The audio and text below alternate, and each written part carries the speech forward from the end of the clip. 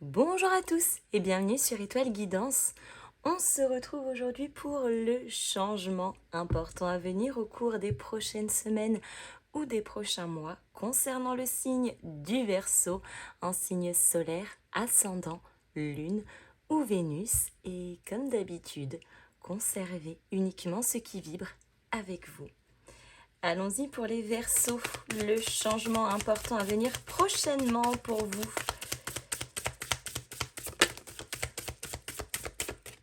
Oh, l'as d'épée. Alors, on nous parle peut-être de prise de décision ici, mais de prise de décision avec bon discernement, avec lucidité. Ok, peut-être des décisions qui sont importantes et qui pourraient changer beaucoup de choses.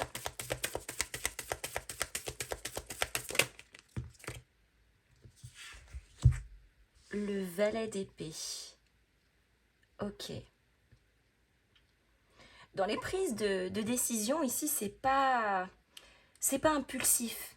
On est dans l'observation, on est curieux, on est prudent, on analyse tous les petits détails que l'on peut analyser ici.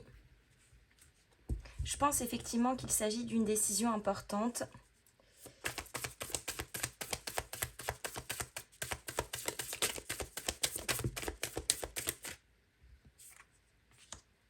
Ok, une décision qui permettrait visiblement d'enclencher une nouvelle opportunité, de développer peut-être un nouveau potentiel. L'as de denier, c'est aussi l'ancrage. Donc on pourrait peut-être nous parler d'un nouveau projet, d'un nouveau business, d'une nouvelle organisation. Quelque chose qui est en train de se créer dans la matière suite à cette décision.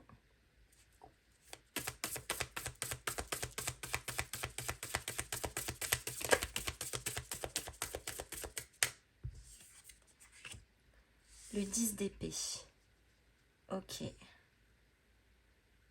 Ouais, il y a une fin de cycle ici.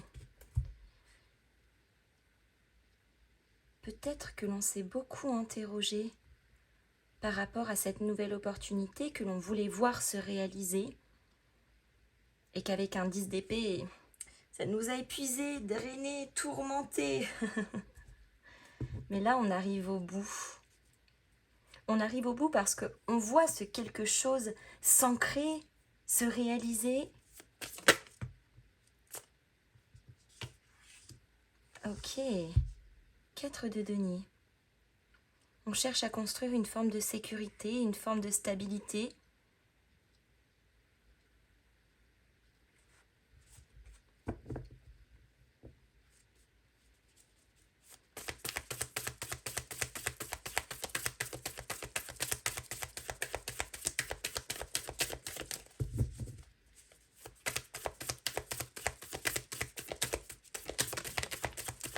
On fait attention à son budget, à ses finances avec un 4 de denier.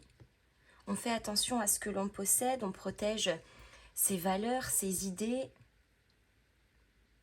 Avec l'as d'épée, on a quand même le jugement, les amis.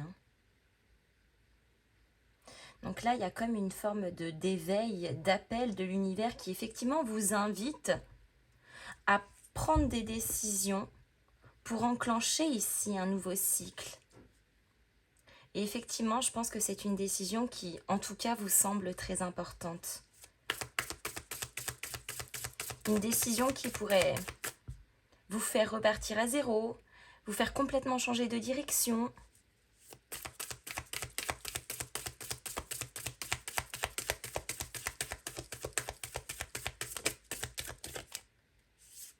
Ok, on a un 3 d'épée qui ressort avec le valet d'épée.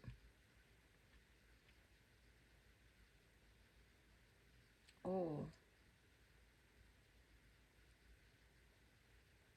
C'est peut-être bien aussi la décision de quitter tout ce que l'on pouvait surprotéger à tout prix.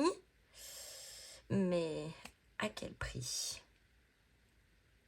Parce qu'avec un 3 d'épée, on se retrouve quand même dans une énergie qui n'est pas agréable du tout. C'est une énergie de souffrance, c'est une énergie qui blesse. Comme si on allait davantage explorer ici ce qui nous fait mal, ce qui nous met dans une situation délicate, qu'on l'analyse quelque part pour mieux s'en débarrasser.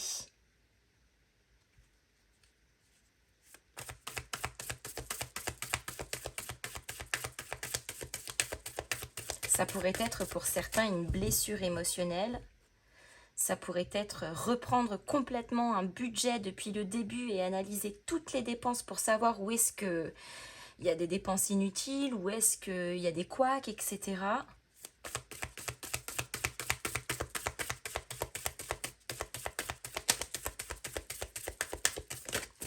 En fait, ici, il y a surtout une réévaluation de cette sécurité que l'on croit protéger à tout prix. Nous-mêmes, notre intégrité, nos valeurs, parfois nos blessures aussi.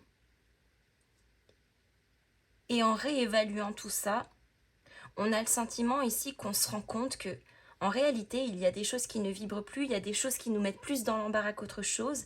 Et forcément, à un moment ou à un autre, ça nous invite à prendre des décisions qui parfois sont douloureuses, radicales, dans certains cas assez brutes, assez violentes. Mais encore une fois, pour se sortir de situations qui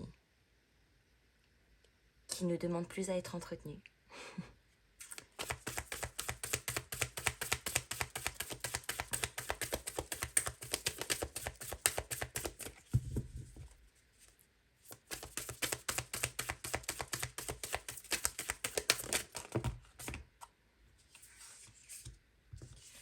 Avec l'as de denier, on a le 2 d'épée. Oui, encore une fois, l'invitation à prendre position dans une situation.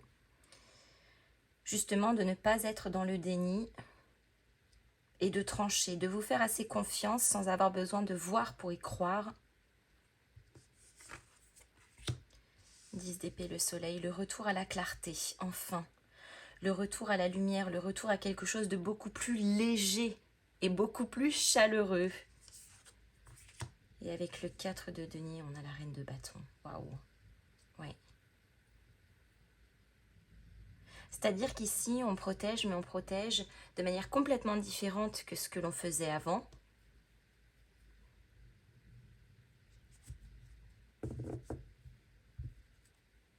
Le chariot.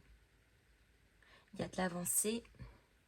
On part à la conquête de quelque chose, d'une nouvelle organisation, d'un nouveau projet, d'une guérison, d'une nouvelle évolution.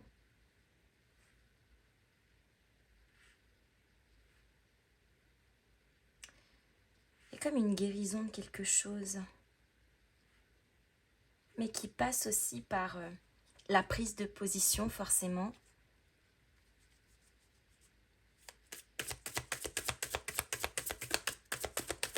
C'est que là, au lieu de mettre un pansement à chaque fois sur le bobo, eh bien on arrache le pansement et puis on le laisse enfin cicatriser à l'air libre.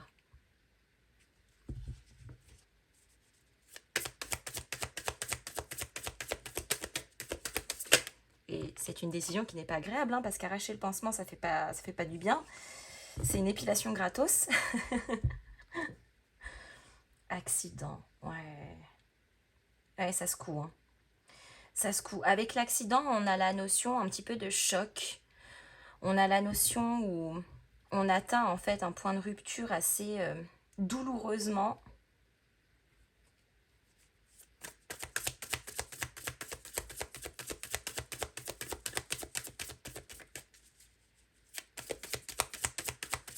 Il y a peut-être bien des prises de conscience aussi. Ah, je m'excuse, j'en ai beaucoup trop qui sont tombés.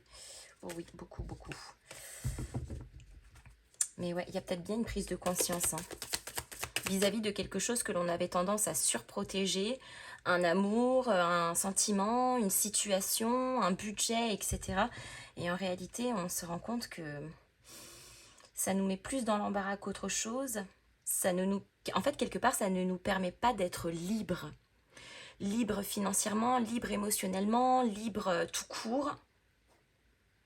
Et quelque part, cette prise de conscience, cet accident qui est là, cet imprévu qui arrive, est justement là pour nous inviter, avec cette prise de conscience, à nous repositionner dans la situation et peut-être même à changer de direction aussi.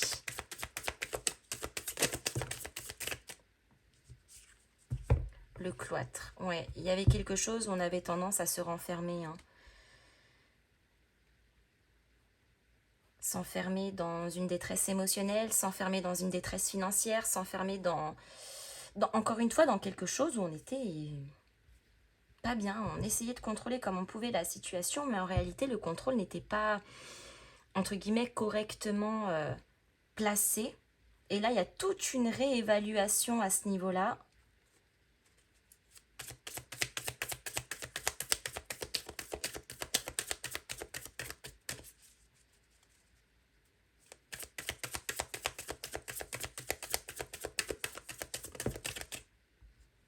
Ça nous fait sortir de notre zone de confort. On a la famille qui ressort. Je donne un exemple très simple, les amis, hein, c'est avec votre famille, il y a des liens qui sont tendus, ça se passe pas comme vous voulez, c'est très conflictuel, et vous êtes là et vous dites, bah ouais, mais je suis, entre guillemets, je suis obligée de me plier parce que c'est ma famille, parce que j'ai pas le choix, parce que il faut maintenir le lien, bah oui, mais à un moment donné, voilà, il y a des prises de position parce que c'est plus en accord avec nous, parce que ça ne nous convient pas, parce que c'est conflictuel, parce que, voilà, il y a plein de raisons, mais... Et avec l'énergie de la famille, on est aussi justement en train de vous demander de vous raccrocher à ce qui est important pour vous. Alors pas forcément votre famille, bien que ça pourrait être le cas, mais de vous raccrocher à vos racines profondes. Donc en ce qui est important et en ce qui a de la valeur, en ce qui réellement vous apporte de la sécurité.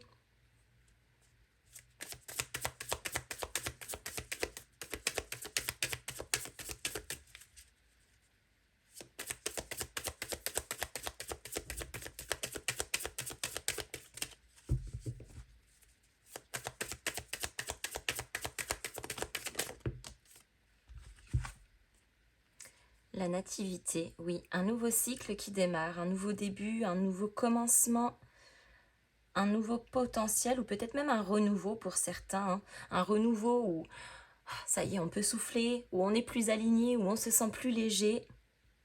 Et là, on a enfin les plaisirs, la joie, l'amusement, la satisfaction. On n'est plus dans le contrôle de tout à n'importe quel prix. On se sent beaucoup plus léger, beaucoup plus apaisé. Ouais, la ruine.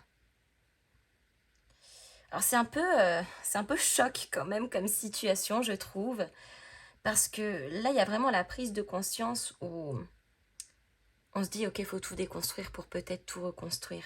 Parce que la tour est déjà bancale, parce que la maison menace déjà, la maison dans laquelle on se sent en sécurité, en réalité, menace de s'effondrer à tout moment.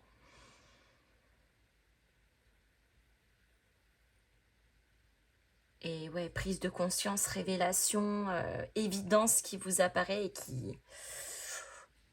bien corsée quand même. Mais excellente parce qu'elle permet justement un changement de cycle, un renouvellement qui conduit à beaucoup plus de légèreté, beaucoup plus d'apaisement, beaucoup moins de, entre guillemets, de contraintes ou de restrictions.